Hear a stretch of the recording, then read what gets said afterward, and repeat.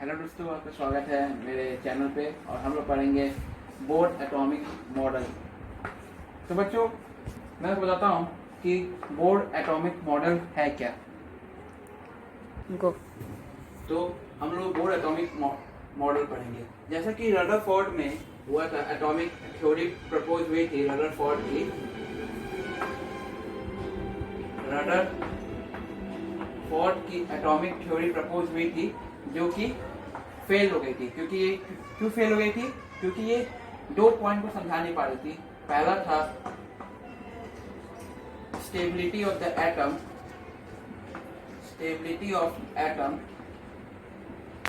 And second line spectrum. ये दो चीज को समझा नहीं पा रही थी। उसके बाद रदरफोर्ड के बाद हमारे बोर नील्स बोर आए। नील्स बोर ने एटॉमिक थ्योरी प्रपोज की, जिसमें वो स्टेबिलिटी ऑफ द एटम समझाए। जिसमें उन्होंने पहला पॉइंट कहा था कि एटम हैज ए न्यूक्लियस,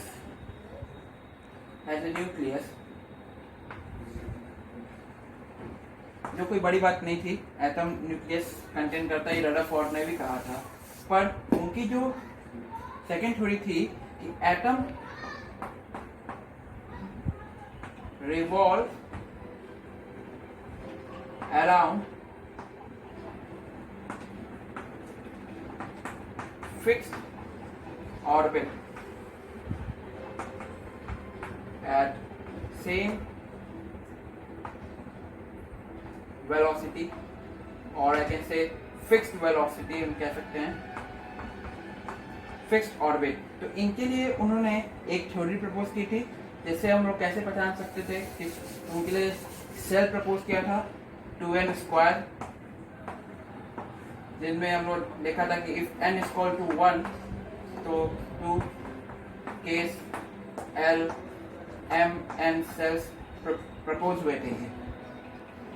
इसके बाद हम लोग पढ़ेंगे इनकी दो कंडीशन, जो है quantization condition.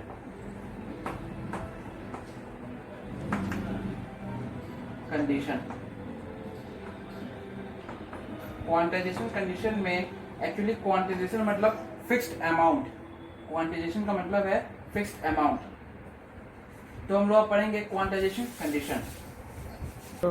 So we see that quantum condition what say, quantum condition what say, it says that electron revolve around those parts for which the angular momentum is a multiple of integer।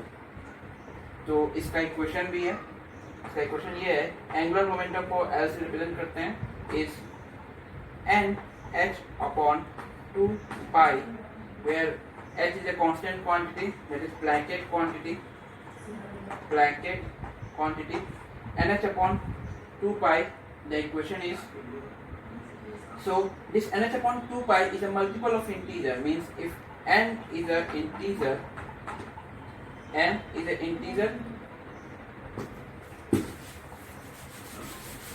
Go. so we learn n h upon 2 pi, where n is a integer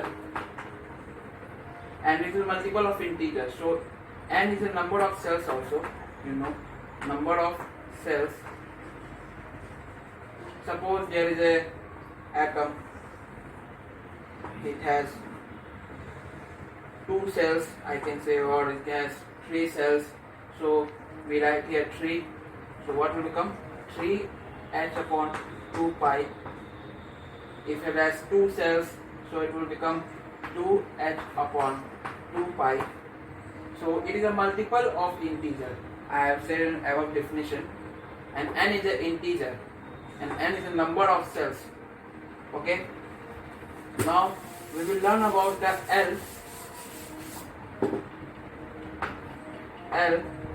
What is L? L is an orbital momentum. L is what? L is an orbital momentum. Suppose it is a, and the distance is r, and the electron is there. It has some mass also, and it moves with a velocity v.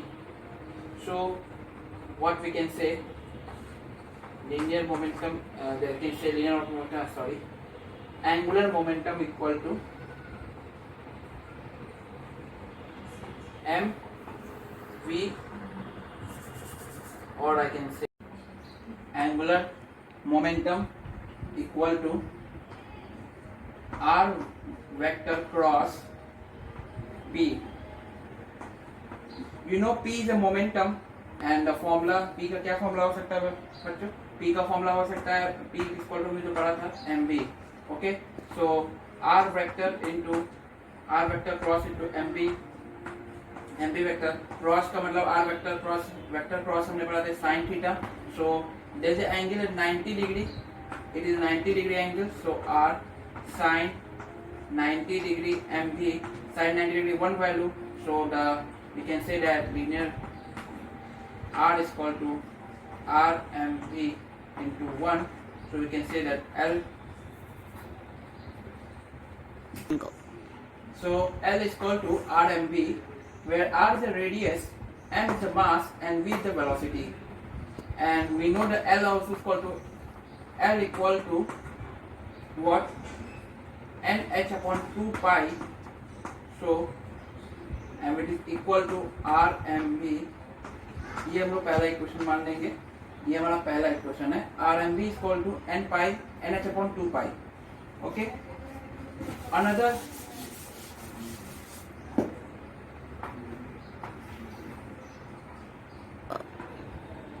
so we see one atom which have a plus plus यानी कि charge है plus plus. और आप लोग जानते हैं कि proton is equal to number of electron और atomic number which is Z. So we can also write that Z plus, ऊपर blue. So it is Z plus and this is electron. Now this electron ये electron move कर रहा है, electron खूब तेज move कर रहा है तो एनर्जी लॉस करना चाहिए. लेकिन बोर्ड्स की थ्योरी कही है कि एनर्जी लॉस नहीं करेगा एटम, ना ही गेन करेगा. सो ये इलेक्ट्रोस्टैटिक फोर्स है इसके बीच में, प्रोटॉन इलेक्ट्रॉन को खींच रहा है तो इसके बीच में एक फोर्स है जो है इलेक्ट्रोस्टैटिक फोर्स. सो हम यहाँ देखेंगे, यहाँ ये चार्ज जो हमारा है ये Q1 चार्ज मान लेते हैं और ये हमारा Q2 चार्ज मान लेते हैं. और इस पे भी एक इक्वेशन है, इक्वेशन काफी ज्यादा आएंगे. इक्वेशन है और मान लीजिए Q1 है चार्ज है, Q2 चार्ज है, बीच में R है. सो हम लोग कह सकते हैं कि एक इलेक्ट्रॉन, सो इसका हम लोग दो चार्जेस के बीच में क्या होता है, इलेक्ट्रोस्टैटिक फोर्स होती है. उसको हम लोग क्लास 12 में पढ़ेंगे. दो चार्जेस के बीच में इलेक्ट्रोस्टैटिक फोर्स होती है और हम लोग इसमें फोर्स ऑफ ई जो मैंने रिप्रेजेंट किया इलेक्ट्रोस्टैटिक फोर्स क्या होगी, ये होगी 1/4 पाई एक्सटेन 0 या एक्सटेन है into Q1 Q2 upon R square. थोड़ा फॉर्मूला बड़ा है, आप लोग समझ जाएंगे बाद में. तो देखिए एक्चुअली क्या हो रही है, 1/4 पाई एक्सटेन 0. Q1 चार्ज हमारा जो था वो एक्चुअली हम अगर इलेक्ट्रॉन से देखें तो बीच में हमारा पॉजिटिव चार्ज थी, दैट इज Ze पॉजिटिव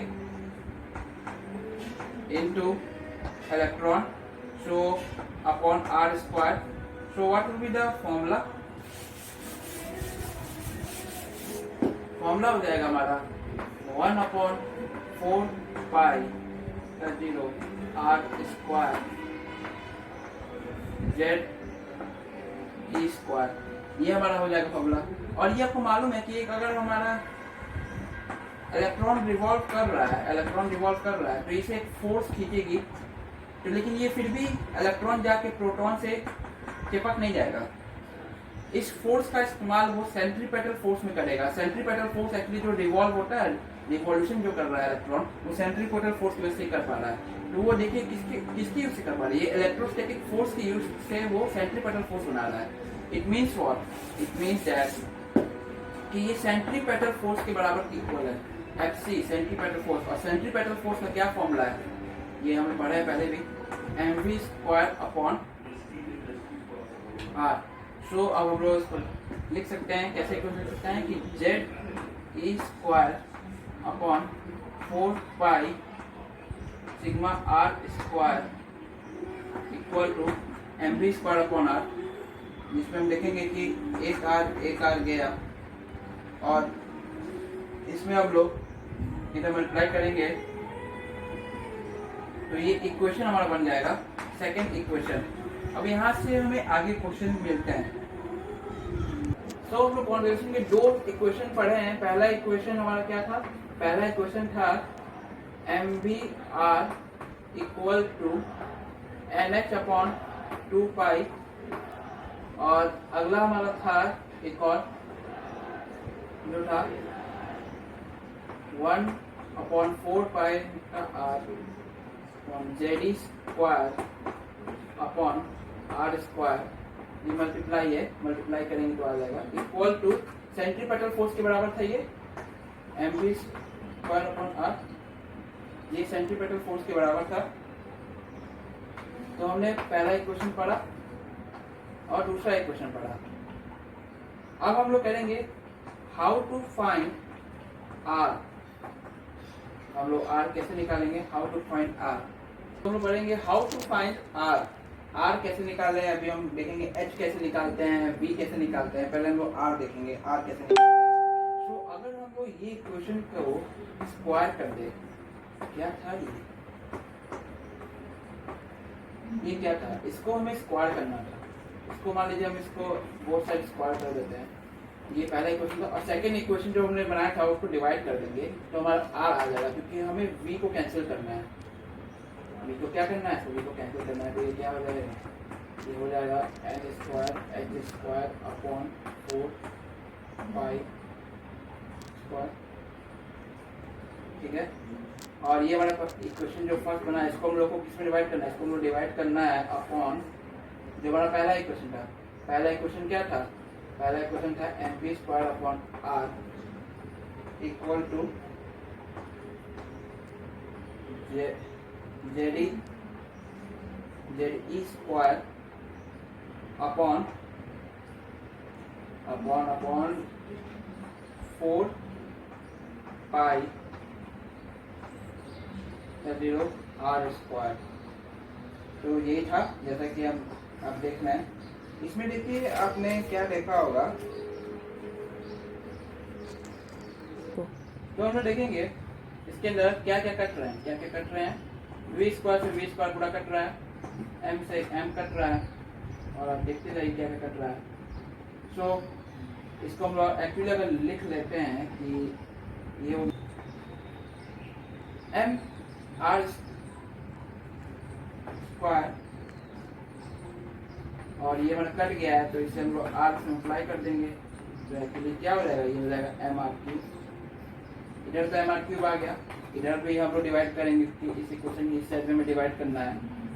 तो इस साइड हम लोग डिवाइड करने, इस साइड डिवाइड करने के लिए हमें